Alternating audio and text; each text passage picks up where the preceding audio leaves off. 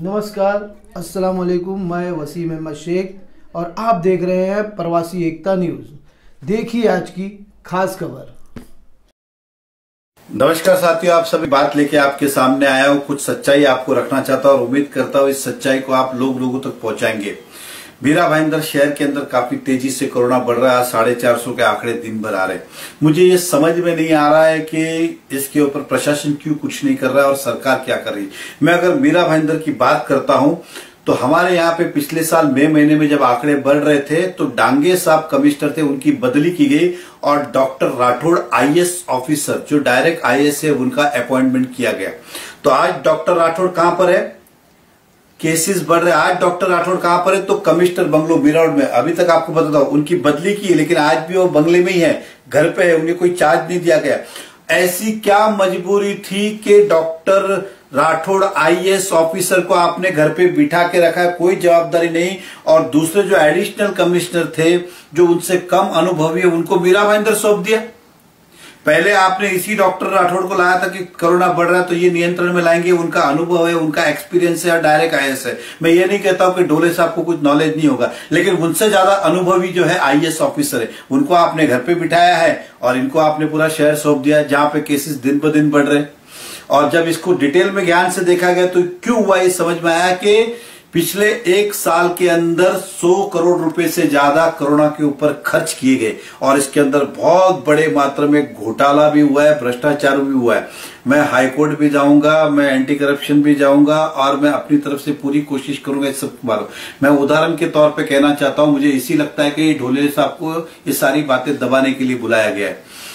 उदाहरण के तौर पे बेड जो आते जिसे हम पलंग कहते, तो अगर नगर पालिका में समझो 1000 बेड की जरूरत है तो इन्होंने 500 भाड़े पे लिए और 500 खरीदे।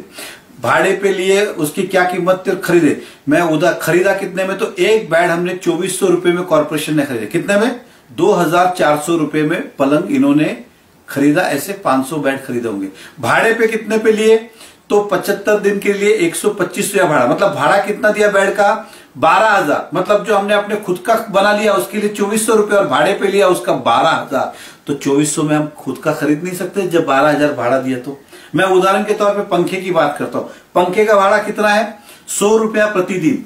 90 दिन रखे तो कितने हुए? पंखे का भाड़ा हुआ 9,000। और ये जो कॉन्ट्रैक्टर लगाते वो दिल्ली वाले पंखे, दिल्ली वाले पंखे की कीमत कितनी? 700 रुपया। मतलब 700 रुपये में हम खरीद सकते थे, हमने खरीदा नहीं, लेकिन उसका भाड़ा 9,000 दे दिया। मैं कुर्सी की बात करता हूं। कुर्सी का भाड़ा दिन का कितना है? 12 रुपया। 3 महीने के कितने हुए? तो अगर 12 रुपया दिन का गिनता हो इंटू 90 दिन गिनता हो तो करीबन मेरे हिसाब से 1080 रुपये भाड़ा चुका है। कुर्सी कितने की आती है? तो मात्र 300 रुपये की। 300 में हमने खरीदी नहीं, लेकिन 1080 रुपया भाड़ा दे दिया। ऐसी कई सारी अनगिनत चीजें हैं जिसका पता चलता है कि 4 गुना भाड़ा दिया गया। खरीद के 2 रुपये में आता था, खरीदा नहीं, लेकिन 8 रुपया वो चीज भाड़े पे दे दी। आज क्या परिस्थिति हुई? क्या हमें और वापस सामग्री की जरूरत है? तो इन चीजों को ये वापस से घोटाला ना करे, इसलिए मजबूरी में आपके सामने ये बातें रख रहा हूं ताकि उनको समझ में आए कि जनता आपकी सच्चाई जान चुकी है कि आपने क्या क्या किया। मैं आपसे फिर कहता हूं, आप इस बात को कॉर्पोरेशन के नगर सेवक से मत जुड़िएगा, चाहे वो शिवसेना के हो, कांग्रेस के हो, भाजपा के किसी पार्टी के हो, क्योंकि ये सारे काम जो है उस समय अधिकारियों ने इमरजेंसी के अंदर अपने अधिकार में की। बॉडी को किसी को भी विश्वास में नहीं लिया गया, ना मेयर को, ना जनरल बॉडी को, ना स्टैंडिंग कमेटी को, ना नगर सेवक को। सब अपने अपने हिसाब से सब डिपार्टमेंट ने किया है। और ये जब सच्चाई सामने आने लगी तो डॉक्टर राठौड़ को हटा दिया गया और घर पे बिठाया गया और ढोले साहब को यहाँ पे बिठाया गया। और मैं विश्वास और दावे के साथ कहता हूँ ढोले साहब इस पे कुछ भी नहीं करेंगे। मैं कहता हूँ कुछ भी नहीं करेंगे, वो यही बताएंगे सब सच है। हम इतने बेवकूफ भी नहीं है। जनता कुर्सी तो आप रोज खरीदते हो, कितने की आती है? पंखा आपने बहुत बार खरीदा, कितने का आता है? पलंग 2400 में नया ला रहे हो, 12,000 भाड़ा दे रहे हो। ऐसे बहुत सारे घोटाले। मैं पूरी इसकी किताब निकालूंगा और उन तमाम शहर के जो भ्रष्टाचार के ठेकेदार है उनसे पूछूंगा कि आप ये आवाज क्यों नहीं उठा रहे।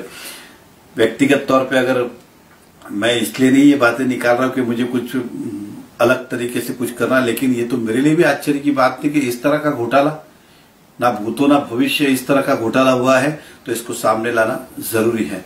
मैं व्यापारियों की अगर बात करता हूँ, टैक्स भर रहे, उनका व्यापार बंद है, उनका धंधा बंद है, नौकरियां बंद है, लेकिन टैक्स भर रहे और उस टैक्स के माध्यम से लाखों रुपए नेताओं की सैलरी हो रही है, चाहे एमएलए हो चाहे मंत्री हो, जो भी इनका पगार मिल रहा है। हम लॉकडाउन में घर पे थे, हमारी नौकरियां नहीं थी, हमें पगार नहीं था, हमारा व्यापार नहीं था, लेकिन हमने जो कुछ भी टैक्स भरा इनसे इनका पगार हो रहा है। निकाले वो लोग 1.5 साल की अपनी पासबुक दिखाए सरकार ने, उनके खाते में कितने पैसे जमा किए और हमारे आम आदमी के खाते में क्या दिया, तो शून्य।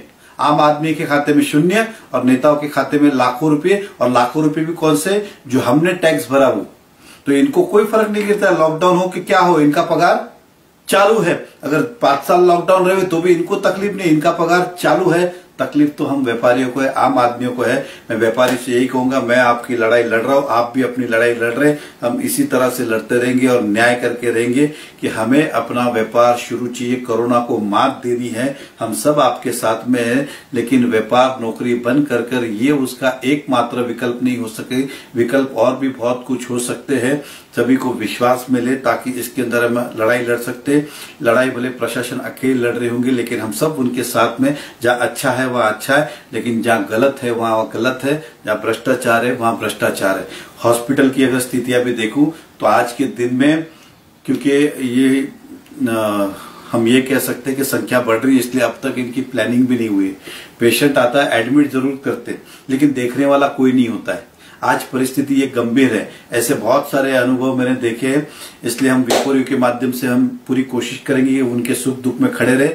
और मैं फिर जनता से यही कहूंगा कि ये बातें जन जन तक पहुंचाएं कि इन अधिकारियों ने 1 साल में शहर को लूटा ही नहीं, निचोड़ा है। क्योंकि मैंने कहा कि 700 रुपए का पंखा आता है और उसका भाड़ा 9,000 दिया, तो आप सोचिए किस लेवल पे घोटाले इन्होंने किए हैं। और ये सारा हम उजागर करके रहेंगे और मुझे पूरा विश्वास है कि जनता इस लड़ाई में हमारा साथ देगी। मैं फिर कहता हूं कि आप लोग को अपने अपने परिवार की रक्षा खुद ही को करनी होगी। सरकार अपनी तरफ से कोशिश कर रही होगी भले, लेकिन हमें अपनी परिवार की रक्षा खुद करनी है। बहुत बहुत धन्यवाद। जय हिंद, जय महाराष्ट्र। और भी वीडियो को देखने के लिए चैनल को सब्सक्राइब करें, बेल आइकन को दबाएं, वीडियो को लाइक और शेयर जरूर करें।